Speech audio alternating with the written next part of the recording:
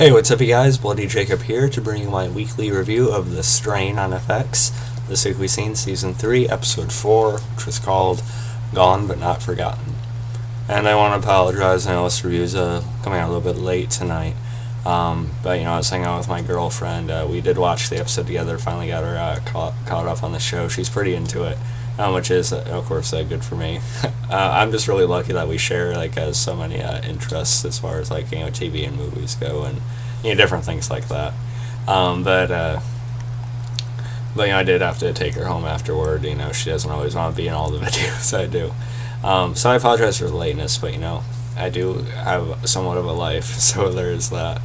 But really, this is part of my life, just doing videos about shows that really mean a lot to me, that I really enjoy. It's just something I truly cherish, really.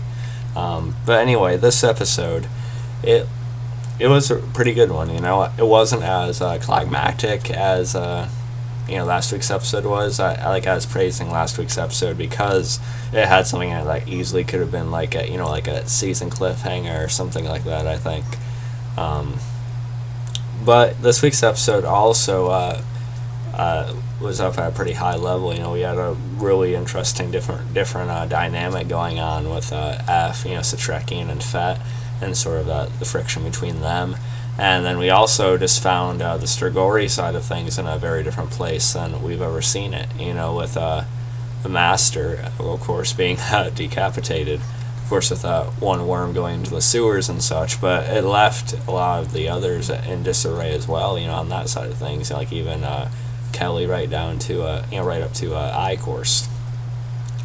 But we'll talk more about that. So it wasn't like last week's episode, but this episode was good for different reasons. We still see moving pieces. We see the whole show in a different place than we've ever seen it before. So it was a pretty good one. I'll catch you guys next time. Peace. But anyway, I try to be funny. It's just... But anyway, the show opens, Feraldo, she is interviewed, and, about the progress, of course, in, clearing the areas and stuff of, the strigori and such. But then it basically just turns into, them asking her about these chain gangs, basically taking these prisoners or, anyone who's committed any sort of offense and, forcing them to go in and help, or basically clean out areas of them on their own. And Feraldo, of course, is pretty offended by this, not only because it's, undermining or sort of, disregarding the effort so far, but because she doesn't actually seem aware of, them actually doing this. And this ties in with what's going on with Gus and Angel a little bit later in the episode. We'll talk more about that once we get to, the point of that this week. And, after last week's episode, I was a little bit worried about Quinlan. If you go and watch my review, I didn't think he was dead. But the fact that this episode is titled Gone But Not Forgotten, it had me a little bit worried. And especially when the promo showed F talking to Quinlan, who was just laying across a medical, table or counter or something like that. It had me worried, but, Quinlan can't be dead. Quinlan can't die until the master's pretty much done. If Quinlan dies in the last episode, okay, but I feel like his story arc isn't complete until the master's going down for good. So I didn't think he could die here, but we see F, he's stitching his wounds, but he's also commenting on how fast he's actually healing as he's pulling the bullets out. But he also holds some resentment towards Quinlan, just because they failed the mission. He didn't get Zach back. It just turned into this whole basically this epic fail type of thing. So they only, it's almost 1 a.m. So they only half got the job done. It's good to know that, Quinlan's alive. Of course, Fet is wanting to celebrate. He's a pretty straightforward guy. So he wants us to drink to it, and, we see Setrakian's, happy mood is him questioning it further. That's essentially Setrakian, in a more perked up mood than usual. But of course we see Fet and Quinlan, they're both sort of, not Fet, but Setrakian and Quinlan are both sort of quizzical over what it actually means and what just happened at the end of last week's episode. And one of the best scenes of the episode, though, we see F, he actually admits to helping Quinlan take the book, and this leads to Fet actually punching him, and they get into a bit of an argument with each other. Of course, Fet questioning F's reasoning and motives for it. And, of course, you can see Abraham is actually pretty hurt by it, because F has been one of his closest allies since the very beginning. And so you can see how hurt he is by it. But I actually sort of found myself agreeing with F quite a bit in this scene. Of course, I get where Fet and Setrakian are coming from. And, of course, Fet was taking it as though he's betraying the whole group, but I sort of believe in F's reasoning that it's not really the same thing, just because he's trying to save his son doesn't mean he's, like, betraying them to the other side, or, like, siding with Quinlan or going along with him, it doesn't mean he's choosing Quinlan over them. It's just he needed to try and do this for himself, for his son, F explained it better than I did. But I was kind of siding with F here. I know why they're pissed at him, obviously, but I feel like, Fet this season, he's been kind of seeing a little bit too straightforward, I think. With all his faith in the Navy SEALs and stuff, it's kind of weird. I mean, not that, the U.S. military isn't, capable or anything, but I probably shouldn't. Ew, wow. Anyway. It's just interesting to see the contrast between F and Fet's viewpoints on how the show went down, as well as their motivations. They're just on very different perspectives, very different perceptions of how certain things should go.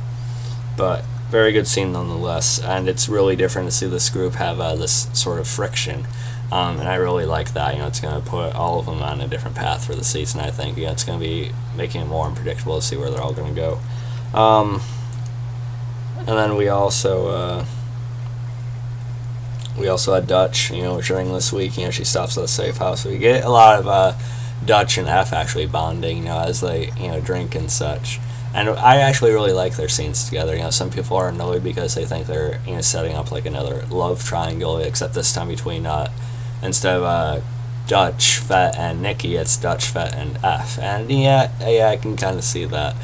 But, Dutch is the main female in the show at this point. I know sites like IGN in their comment section complain a lot about the Dutch character, but I still find her to be really interesting. I do invest in her. I think the actress does really well in the role.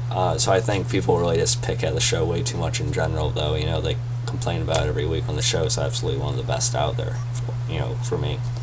But I do like Dutch and F scenes together wherever it goes. You could kind of see they were teasing it a little bit.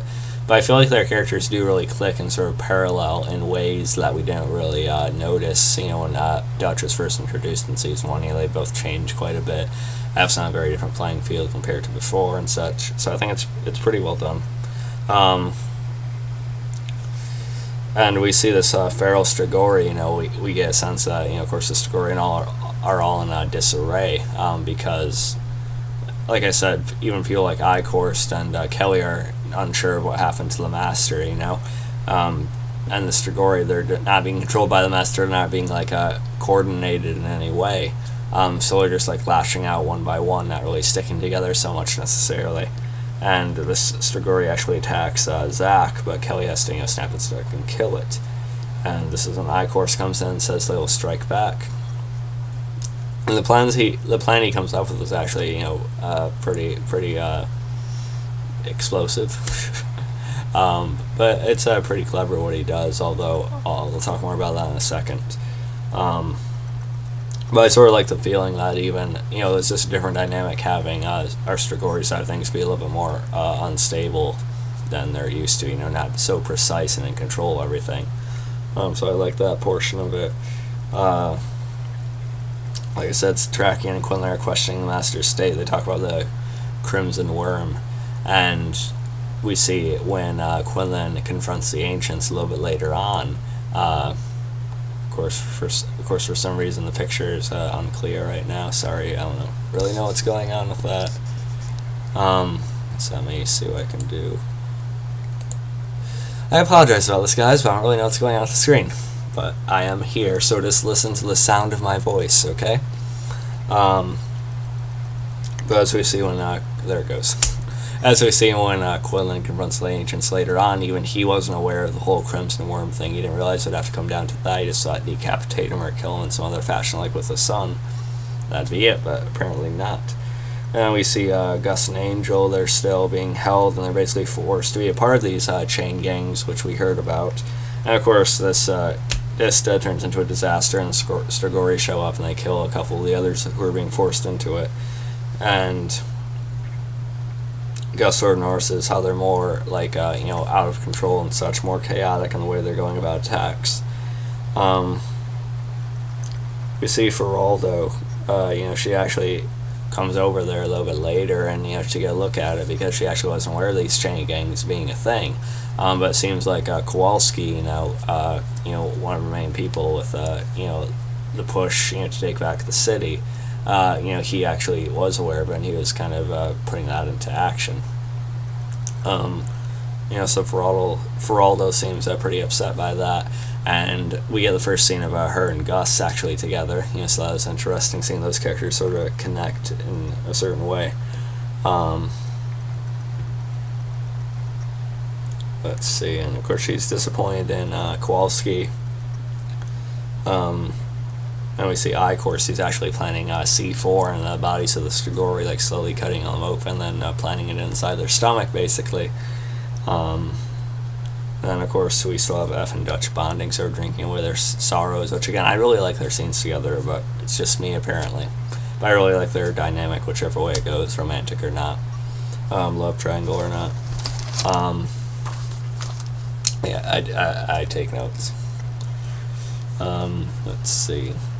Then we also had Quinlan, like I said, he confronts the ancients, and of course he just completely hits into him, for not telling about the Crimson Worm, and how he's just basically severing all the connections to him. He's not gonna, he was never working for them, but now he's not even gonna, associate with them whatsoever at all anymore, and cutting ties with them. Of course, Lars standing there, just a very, but I wonder if they're gonna have like Lar and the others, they've gotten into it, try and go after Quinlan at some point or something. I don't know, but I feel like the ancients will be involved in the story in a different way now. We won't really see. I know Setrakian's definitely not gonna go back there, so I'm wondering how they're gonna try and take control back themselves. We'll probably see them try to go after Quinlan or try to go after the master themselves and probably get slaughtered or something. But I do like Quinlan's dynamic with them. It seems like they still do sort of like, they're still a bit leery of him, despite how many of them there are. He's still very formidable, of course. Of course, this changes things for Quinlan. Now he's probably, I feel like he's gonna be a little closer to our group now. I feel like they'll work together a little more closely at this point. So that should be interesting. Of course, but the whole group's kind of split now, but we'll see where it goes. And along with F and Dutch drinking together, she sort of expresses her sympathy for after losing Nora as well. So I like that. Of course, the planet C4 and some of the Strigoris, they go into the police station. They are able to control themselves. I of course really had to rev them up to even obey his simple commands though without the master. And the C4 explodes and basically shoots out all these worms and infects quite a few people in the room. They all get hit by a lot of it. Even Fet, he's barely able to take off his jacket in time, and he helps Feraldo, but one seems to go into her eye. And I feel like Fet could have been a little bit quicker about stopping it. It felt kind of weird, but he was shining the UV ray on it, and slowly burned it, like stopped around her cheek right here. So they're unsure if Feraldo is actually gonna make it or not. But it's one of those things. We were gonna complain, Fet probably would have gotten infected in that situation. Yeah, he probably would have, but come on, it's a story.